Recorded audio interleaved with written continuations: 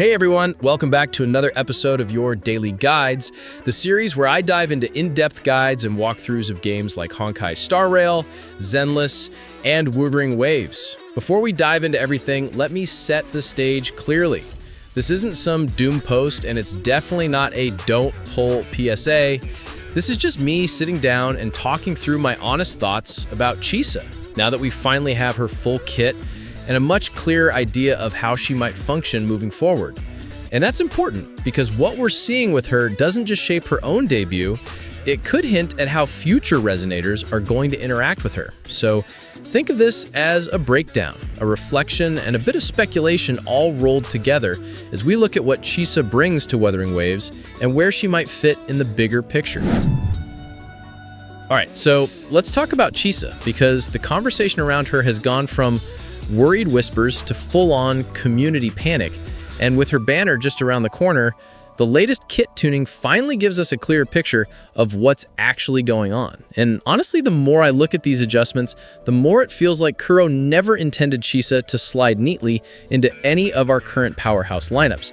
Instead, she's starting to look like a puzzle piece meant for a character we haven't even seen yet, a future Resonator who turns her from kinda awkward right now into absolutely cracked later. And I get why that frustrates people. Her design screams, let me shine on field. Her marketing pushed that fantasy hard, and a lot of players built up this dream of her being the next big main DPS you could build your entire playstyle around. But when you strip away the expectations and look at the raw numbers, the reality is a lot more complicated.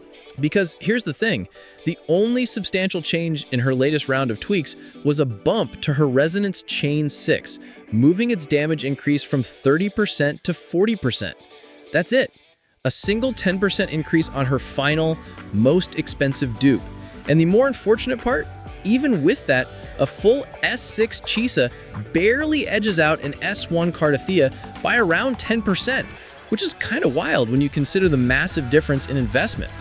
Outside of that, it was just camera smoothing and bug touches, so what we saw in the livestream is basically what we're getting at launch, and that means her performance in the two teams people actually care about, the Arrow Erosion setup with Cartefya and the Spectral Frazzle lineup with Zani, remains unchanged. Now, her signature weapon is actually solid. That 24% all-attribute damage bonus at max stacks is nothing to sneeze at. But the detail that really matters is buried in the wording.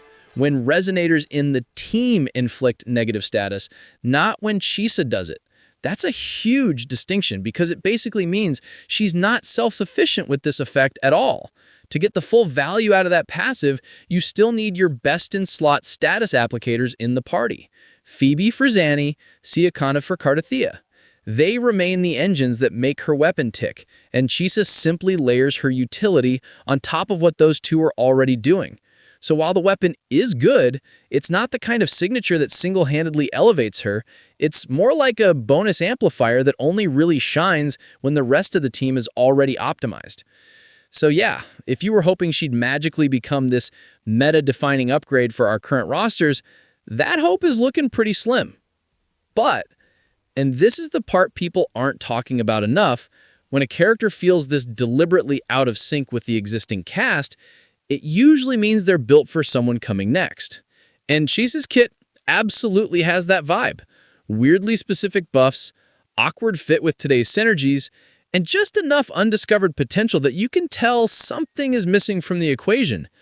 That missing piece is almost certainly a future Resonator, probably arriving in 3.0 or soon after, and whoever that is might end up making Chisa feel indispensable.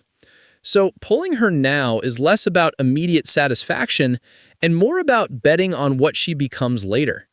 If you love Chisa, none of this matters. Go for her and enjoy the character. But for everyone who's on the fence, the smartest move is to wait. Let her release play out, see if Kuro squeezes in any last-second tweaks, and keep an eye on 3.0 drip marketing when it drops during the first half of 2.8. So for now, the safest play is patience. Chisa isn't doomed, she's just unfinished. And the real question isn't how good she is today, but who she's truly meant to support tomorrow. And just so no one twists this into financial advice or some kind of pull order gospel, let me be completely transparent about my own plan. I'm skipping her. Not because she's bad, not because I'm salty. It's purely a resource thing. I already lucked into Galbraina and Yuan. Yes, I'm committing to using his full second half name now, but I whiffed on both of their weapons, and with how the guaranteed pity works on the weapon banner, I'd rather hold my pulls and secure their gear when the reruns come around. From my account, that just makes way more sense than forcing a pull on Chisa right now. But what do you think? Let me know your thoughts in the comments below. If you enjoyed this breakdown and found it helpful, make sure to subscribe for more. Thanks for watching, take care, and I'll catch you in the next one. Peace.